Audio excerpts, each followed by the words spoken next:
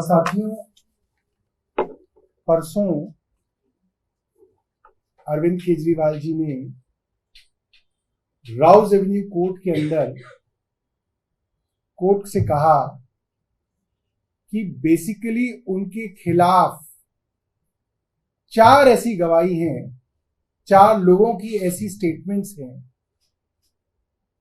जिनके ऊपर भरोसा करके ईडी ने उनको गिरफ्तार किया है। और कोर्ट से उन्होंने पूछा क्या इस तरीके की 4 स्टेटमेंट्स पर्याप्त हैं कि आप एक सिटिंग चीफ मिनिस्टर को गिरफ्तार कर लें। और उन्होंने 4 स्टेटमेंट्स के बारे में पूरी तरह से विस्तार से कोर्ट में बताया। एक स्टेटमेंट शरत रेड्डी के विषय में है और शरत रेड्डी की पिता की जो कंपनी है औरोबिंदो फार्मा और उनकी सब्सिडियरी ने किस तरीके से मनी लॉन्ड्रिंग में गिरफ्तार होने के बाद 55 करोड़ रुपए दिए, ये हमने आपको बताया। आज हम शरत रेड्डी के बाद 2 और गवाहों के विषय में आपको बताएंगे और बताएंगे कि उनकी गवाही किस तरीके से ईडी ने ली है और किस तरीके से ये पूरा का पूरा केस एक फ्रॉड पर आधारित है, एक एक्सटॉर्शन रैकेट पे आधारित है। मैं बात कर रहा हूं मगुंटा श्रीनिवासुलु रेड्डी एमएसआर के विषय में और उनके बेटे राघव मुगुंटा के विषय में। तो मुख्यमंत्री जी ने कोर्ट में बताया था एमएसआर ने अपने ऑफिस से, मुख्यमंत्री जी के ऑफिस से अपॉइंटमेंट मांगी कि मैं एक मुख्यमंत्री से एक सांसद के तौर पे मिलना चाहता हूं। 10 दिन बाद उनको अपॉइंटमेंट मिली। 16 मार्च 2021 को 4:30 बजे मुख्यमंत्री कार्यालय में ये थोड़ी सी देर के लिए मुख्यमंत्री जी से मिले। मुख्यमंत्री जी को इन्होंने कहा कि मैं मेंबर ऑफ पार्लियामेंट हूं, मेरी फैमिली एक ट्रस्ट चलाती है, मुझे उस ट्रस्ट के लिए जमीन चाहिए। मुख्यमंत्री जी ने कहा जमीन एलजी के अधीन आती है, लिहाजा आप मुझे रिक्वेस्ट लेटर दे दीजिए, मैं फॉरवर्ड कर दूंगा। सिर्फ इतनी सी बात हुई है, एक मेंबर ऑफ पार्लियामेंट की एक सिटिंग चीफ मिनिस्टर से, और वो भी ऑफिशियल मीटिंग हुई है, बाकायदा अपॉइंटमेंट लेके हुई है। इसके बाद ये मामला दर्ज किया जाता है और 16 सितंबर 2022 को इनके यहां छापा पड़ता है, इनके ठिकानों पे छापा पड़ता है। जब छापा पड़ता है तो इनसे स्टेटमेंट ली जाती है और ये वही बात कहते हैं जो मुख्यमंत्री जी ने कोर्ट में कही कि मैं अपने फैमिली ट्रस्ट के सिलसिले में, उसकी जमीन के सिलसिले में अरविंद केजरीवाल जी से मिला। उन्होंने कहा कि एलजी को लेटर वो फॉरवर्ड कर देंगे, बस इतनी ही बात है। ये उनकी ऑफिशियल स्टेटमेंट है जो ईडी ने दर्ज की हुई है। ये स्टेटमेंट 16 सितंबर 2022 की है। इसके बाद इनके बेटे राघव मुकुंटा को 10 फरवरी 2023 को गिरफ्तार कर लिया जाता है। जाहिर सी बात है ये चौथी बार मेंबर ऑफ पार्लियामेंट है, लिकर के बड़े कारोबारी हैं साउथ के और काफी जनरेशन से इनका वहां पे बड़ा कारोबार रहा है। कहा जा सकता है कि करोड़पति अरबपति आदमी है। 4 बार मेंबर ऑफ पार्लियामेंट एक अरबपति आदमी के एक बेटे को जेल भेज दिया जाता है 10 फरवरी 2023 को। 5 महीने तक उसको जेल में सड़ाया जाता है और फिर ये बाप मेंबर ऑफ पार्लियामेंट टूट जाते हैं और 5 महीने बाद 16 जुलाई 2023 को ये अपना स्टेटमेंट बदल लेते हैं और पहली बार अरविंद केजरीवाल जी के खिलाफ स्टेटमेंट देते हैं। जब ये 16 जुलाई को स्टेटमेंट अरविंद जी के खिलाफ देते हैं तो 18 जुलाई को इनके बेटे की बेल हो जाती है, वो छूट जाता है और फिर वो 3 अक्टूबर 2023 को वो सरकारी गवाह बनके अपना माफीनामा ले लेता है।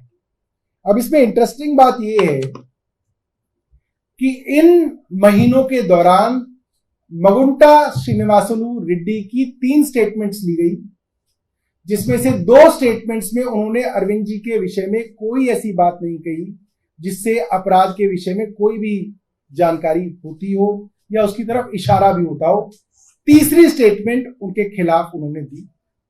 उनके बेटे राघव की 7 स्टेटमेंट्स रिकॉर्ड हुई हैं, 7। उसी एजेंसी ने 7 बार उनकी गवाही ली। 6 स्टेटमेंट्स में वो कोई ऐसी बात नहीं कहता, वो वही बात रिपीट करता है जो अरविंद केजरीवाल कह रहे हैं कि मेरे पिता जमीन के काम से अरविंद केजरीवाल से मिले। मगर जब 7वीं स्टेटमेंट में वो अरविंद केजरीवाल को इंडाइट करता है तो उनकी बेल हो जाती है और उनको सरकारी गवाह बना लिया जाता है। हमने आपको शरद रेड्डी के विषय में बताया था कि शरद रेड्डी का भारतीय जनता पार्टी से क्या रिश्ता है। शरद रेड्डी मनी लॉन्ड्रिंग में गिरफ्तार होने के बाद 55 करोड़ रुपए भारतीय जनता पार्टी को इलेक्टोरल बॉन्ड से देते हैं। सबके मन में सवाल था कि भाई 4 में से 1 गवाह का तो अरविंद केजरीवाल जी ने बता दिया, बाकी गवाहों का कौन बताएगा। तो आज हम मुगुंटा रेड्डी और उनके बेटे राघव मुगुंटा रेड्डी के बारे में आपको बता रहे हैं। कल एनडीए यानी कि प्रधानमंत्री जी की जो अलायंस है एनडीए, उसके घटक दल टीडीपी ने उनको अपना मेंबर ऑफ पार्लियामेंट बनाने के लिए उम्मीदवार बना लिया है। यानी कि प्रधानमंत्री मोदी और पूरी की पूरी भारतीय जनता पार्टी अब अरविंद केजरीवाल जी के खिलाफ जो मुख्य गवाह है उनके परिवार के लिए वोट मांगेंगे। हमारा सवाल है, ये रिश्ता क्या कहलाता है। हर आदमी जो अरविंद केजरीवाल के खिलाफ इतने दबाव के बाद, जेल डालने के बाद गवाही देता है, वो कहीं ना कहीं भारतीय जनता पार्टी से सीधा जुड़ा हुआ है। ऐसा नहीं कि कोई दूर का रिश्ते नाता करके जुड़ा हुआ है, सीधा जुड़ा हुआ है। एमएसआर को भारतीय जनता पार्टी के एनडीए के टीडीपी ने अपना उम्मीदवार बनाया है और वो पिछले कई दिनों से वहां पे कैंपेनिंग कर रहे हैं। तो हम जिस तरीके से अरविंद केजरीवाल जी ने कोर्ट में कहा था, शरद रेड्डी की कंपनी ने 55 करोड़ रुपए आरोपी बनने के बाद भारतीय जनता पार्टी को दिए, इसकी जांच भी ईडी करे। तो मुझे लगता है कि यह चीज भी ईडी रिकॉर्ड पे लेके आए कि ये राघव मगुंटा और इनके पिता मगुंटा श्रीनिवासलू रेड्डी दोनों भारतीय जनता पार्टी और एनडीए से सीधा संबंधित है। इस चीज की जांच भी ईडी करे। मैं समझता हूं वर्षों से इन लोगों के एक दूसरे को फोन कॉल्स जो हैं वो मौजूद होंगे, इन लोगों का रिश्ता मौजूद होगा। इसके अंदर छोटी मोटी भी इन्वेस्टिगेशन होगी तो सब दूध का दूध पानी का पानी साफ हो जाएगा। बहुत धन्यवाद। आतिशी जी अपनी बात कहेंगे।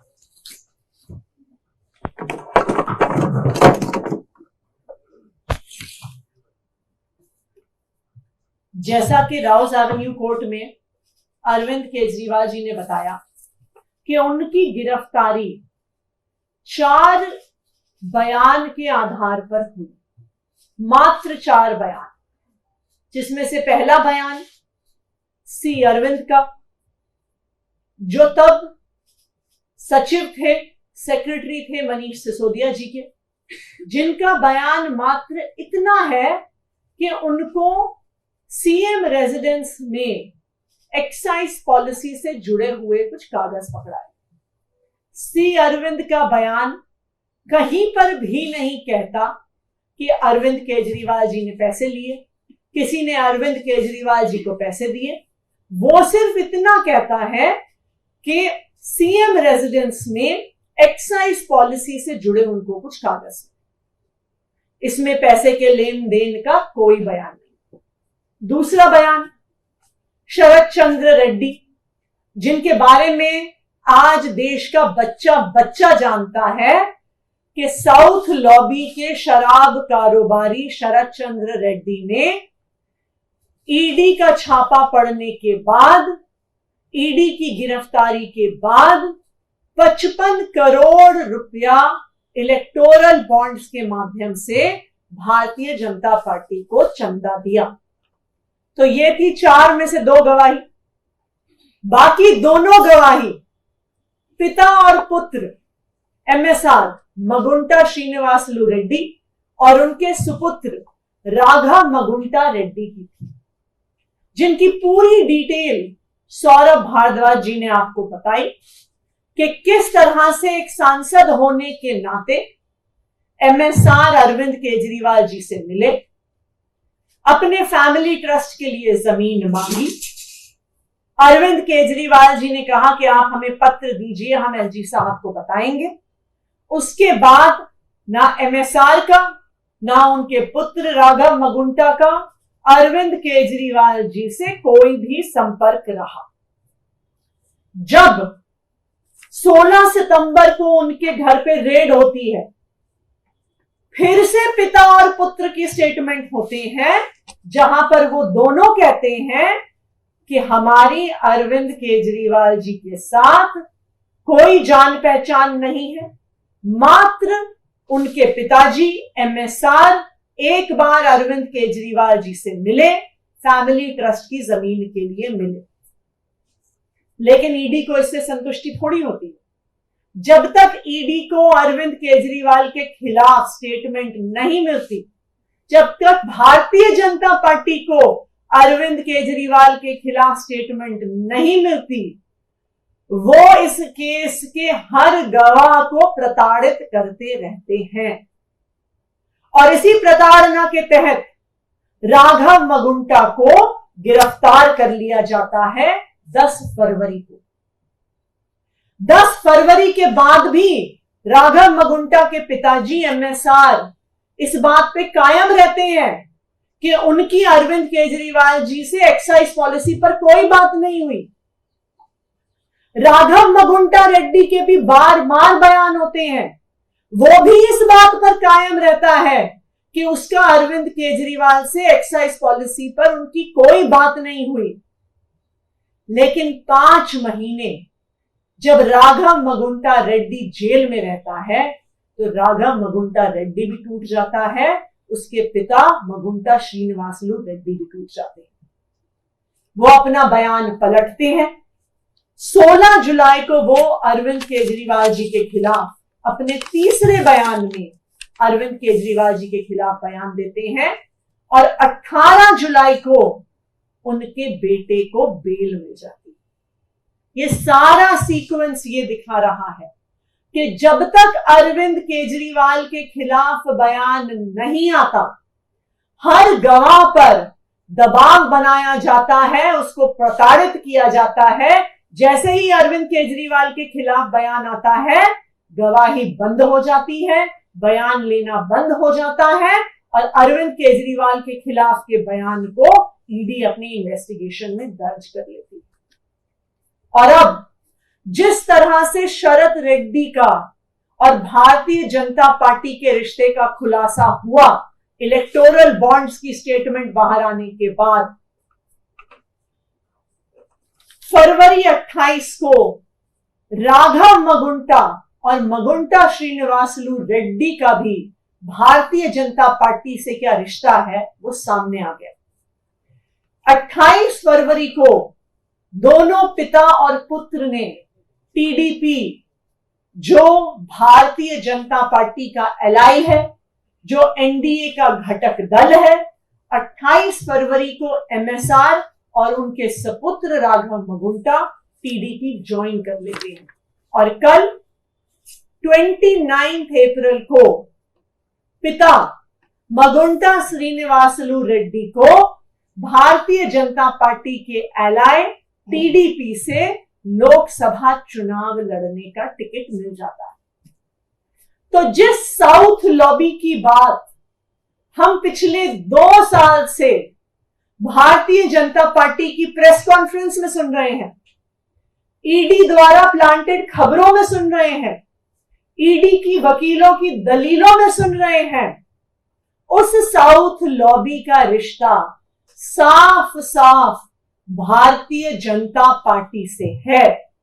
साउथ लॉबी का एक महत्वपूर्ण व्यक्ति शरद चंद्र रेड्डी भारतीय जनता पार्टी को 55 करोड़ रुपए चंदा देता है और साउथ लॉबी के एक महत्वपूर्ण शराब कारोबारी मगुंटा श्रीनिवासलू रेड्डी और उनका बेटा राघव मगुंटा बीजेपी के LITDP में शामिल होते हैं और एनडीए की टिकट से लोकसभा का चुनाव लड़ते हैं, तो साउथ लॉबी का, शराब कारोबारियों का सीधा सीधा रिश्ता भारतीय जनता पार्टी से है। तो मैं आज ईडी को यह चैलेंज करना चाहती हूं कि अगर आप वास्तविक तौर पे एक इंडिपेंडेंट इन्वेस्टिगेटिंग एजेंसी है तो इन सारे फैक्ट्स को रिकॉर्ड पे लेके आइए। भारतीय जनता पार्टी और साउथ लॉबी के इस रिश्ते को इन्वेस्टिगेट करिए। भारतीय जनता पार्टी को आरोपी बनाइए और अपनी चार्जशीट में भारतीय जनता पार्टी और साउथ लॉबी, जो साउथ की शराब कारोबारियों की लॉबी है, उनसे भारतीय जनता पार्टी के रिश्ते को कोर्ट के सामने रखिए। ये मेरा ईडी को चैलेंज है। Thank you. तो मैम इसी मामले में आज कैलाश गहलोत जी को भी समन मिला है, वो भी पहुंचे हैं ईडी दफ्तर। देखिए, जो ये सारा प्रकरण है, चाहे ये अरविंद केजरीवाल जी की गिरफ्तारी हो, उससे पहले मनीष सिसोदिया जी की गिरफ्तारी हो, संजय सिंह जी की गिरफ्तारी हो, सत्येंद्र जैन जी की गिरफ्तारी हो, किसी भी गिरफ्तारी का किसी भी जांच से कोई लेना देना नहीं है। अगर जांच से लेना देना होता तो आज जांच भारतीय जनता पार्टी की हो रही होती, क्योंकि साउथ लॉबी की शराब कारोबारियों का सीधा लेना देना भारतीय जनता पार्टी से। लेकिन यह पूरी तथाकथित जांच सिर्फ और सिर्फ आम आदमी पार्टी पर हमला करने के लिए है, अरविंद केजरीवाल पर हमला करने के लिए है, दिल्ली की चुनी हुई सरकार को गिराने के लिए है, अरविंद केजरीवाल और उनकी आम आदमी पार्टी को लोकसभा चुनाव में प्रचार करने से रोकने के लिए है। आज कैलाश गहलोत जी को बुलाया है, क्या पता कल मुझे बुलाएं, परसों सौरभ जी को बुलाएं, उसके बाद एक एक करके आम आदमी पार्टी के हर नेता, हर विधायक, हर कार्यकर्ता पर झूठे आरोप लगाकर उनको समन भी करेंगे, उनके घर रेड भी करेंगे, उनको गिरफ्तार भी करेंगे। ये भारतीय जनता पार्टी की साजिश है। हम क्या आप इसको देख रहे हैं प्रेसिडेंशियल रूल लगाने की कहीं इसमें कोई कॉन्स्पिरेसी हो? जो ये पूरा घटनाक्रम है, जिस तरीके से अरविंद केजरीवाल जी को गिरफ्तार किया गया है, ये दिल्ली की चुनी हुई सरकार को गिराने की एक साजिश है। प्रधानमंत्री नरेंद्र मोदी जी ने, उनकी पार्टी भारतीय जनता पार्टी ने ये देख लिया है कि वो कितनी भी कोशिश कर लें, वो दिल्ली में अरविंद केजरीवाल को हरा नहीं सकते। एक के बाद एक, चाहे 2015 का चुनाव हो, 2020 का चुनाव हो, पिछले साल का MCD का चुनाव हो, भारतीय जनता पार्टी ने ये देख लिया है कि हर षड्यंत्र के बाद भी वो अरविंद केजरीवाल को हरा नहीं सकते। और इसीलिए वो पिछले दरवाजे से, चोर दरवाजे से साजिश कर रहे हैं कि अरविंद केजरीवाल की सरकार को गिराया जाए। और इसीलिए अरविंद केजरीवाल को गिरफ्तार किया है, कोई जांच करने के लिए नहीं, कोई एक्साइज पॉलिसी की इन्वेस्टिगेशन के लिए नहीं, पर एक लोकप्रिय चुने हुए मुख्यमंत्री और उनकी सरकार को डिस्टेबलाइज करने के लिए। खबर आई कि ईडी ने जलबोर्ड के मामले वाले केस में भी चार्जशीट फाइल कर दी। मैंने तो आपको कहा ही कि आज कैलाश गहलोत जी को बुलाया है, कल मुझे बुलाएंगे, परसों सौरभ जी को बुलाएंगे, उसके बाद हमारे पंकज गुप्ता जी को बुलाएंगे।